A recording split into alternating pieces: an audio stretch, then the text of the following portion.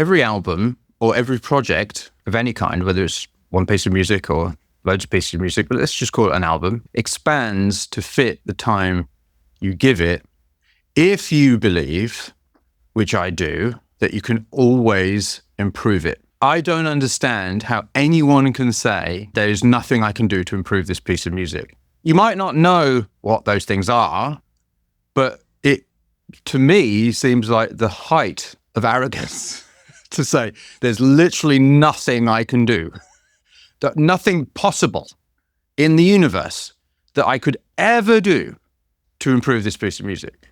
I mean, come on.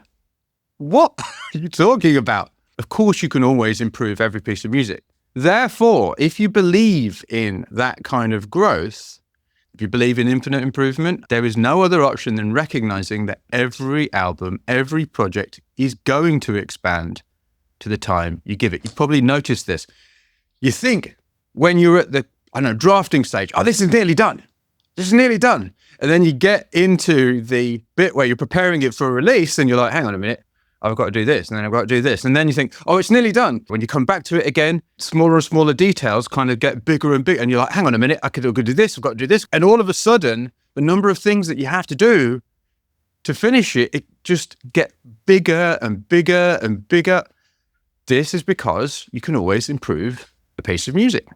So in that situation, when you think about it, if you believe in growth, you can either never finish, just go, I'm just going to keep improving this piece of music forever. But obviously then what you're doing is you're stunting your growth. You're putting the perfection, in scare quotes, you're putting the perfection of this piece of music ahead of your own growth.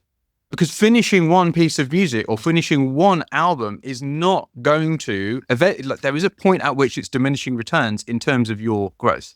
So you can either never finish, or somehow you can develop the ability to always know when to finish, when that point of diminishing returns in terms of your growth and the album quality, it comes. Just know that automatically.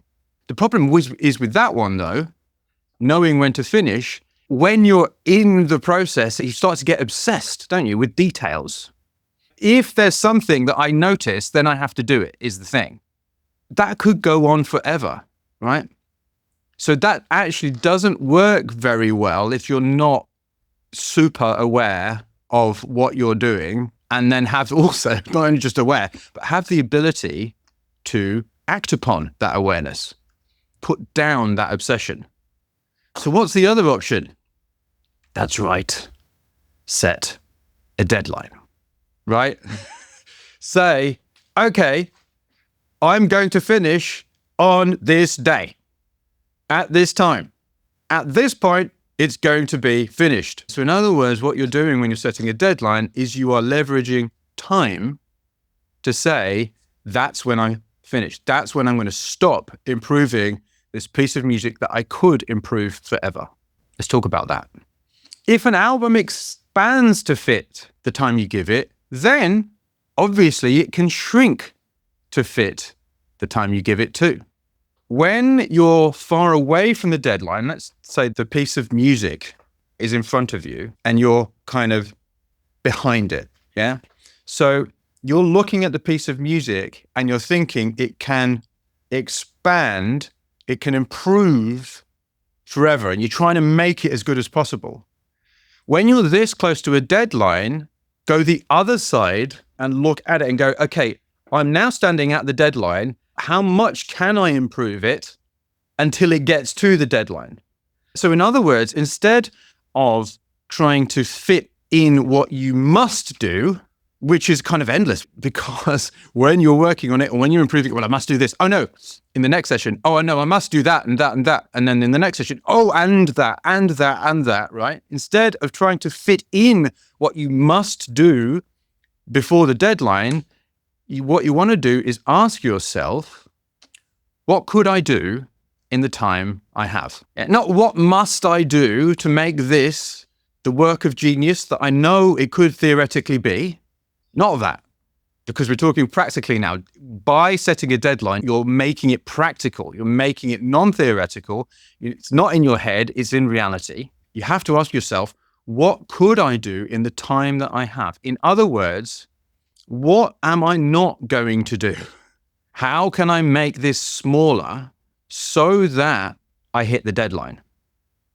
Yeah, so instead of standing behind the music, you're standing in front of it, if you like. You're looking from the perspective of the deadline at the music, thinking, how could this fit? Okay, so what I've done, because in my album, there's very little chance I could do all of the things that I, at the start of this process, wanted to do. Particularly as I haven't even started my album week yet, and I've only got maybe 5.5 days, because on Friday I've got a mastermind session and the first Make an Album with Mike session, right? So I've got that in the morning, then I've got a mastermind session, so I've just got a couple of hours in the afternoon, really. So I've really got 5.5 days, and I've got 9 songs that I need to record. I've already simplified what I'm doing. All it has to be is one voice and one instrument. I've cut down just to where I want to grow the most. So what I've done is I've made a schedule for myself, and I'm lucky because I've got the freedom of my own time, in a sense, to a certain extent anyway. But I'm able to work really hard for a few days, put everything aside, and then simply spend the next few days doing this and almost this and nothing else. So I'm able to say, on Monday, I'm going to cycle through those 9 songs and prune some of them. I'm going to say, all right, I'm not going to do that one. I'm not going to do that one. I'm just going to focus on the ones which are likely to be the simplest or the ones that I've practiced the most, right? Because I'm not exactly sure where some of them stand. I'm not necessarily going to get rid of all of the ones that I'm not sure about, but I'm going to cut it down a bit, maybe by 1 or 2. Okay, so I'm going to do vocal takes of each of them, and in that process, decide what I'm going to do. Then on Tuesday, I've decided I'm going to, again, do vocal takes, so record vocal takes of these songs. But essentially the way I'm thinking about it is I'm practicing, cycling through. I'm ideally hoping to cycle through twice each day. Then on Wednesday is a big day, and hopefully it doesn't rain. If it does, this plan is out of the window because I'm in a shed with a tin roof. So if it rains, I'll have to think of something else. Okay. But the idea is that as long as it doesn't rain so that I can't record, I'm going to perform the thing. So I'm literally going to do, I think, 2 vocal takes of each song. Literally just 2 vocal takes of each song. Next, 2 vocal takes. Next, 2 vocal takes. Next, 2 vocal takes. And on Thursday, I'm going to produce each song. What that means is essentially quickly comping the verses that I need to comp together, and then just a bit of a nip and a tuck. Then on Friday, because as I said, I haven't got the whole of Friday because I'm doing the first Thought-Nado of Make an Album with Mike 7, and then a mastermind. Basically having a bit of a break in the morning, then listening, and so praying and hoping it's okay. Oh, I hope it's all right.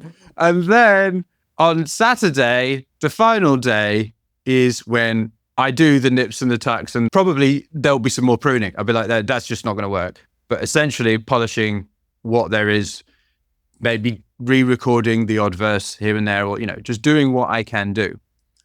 But essentially by thinking, okay, what can I actually do, and making it time-based and chunking my week, chunking the time that I have into, all right, this is what I need to do.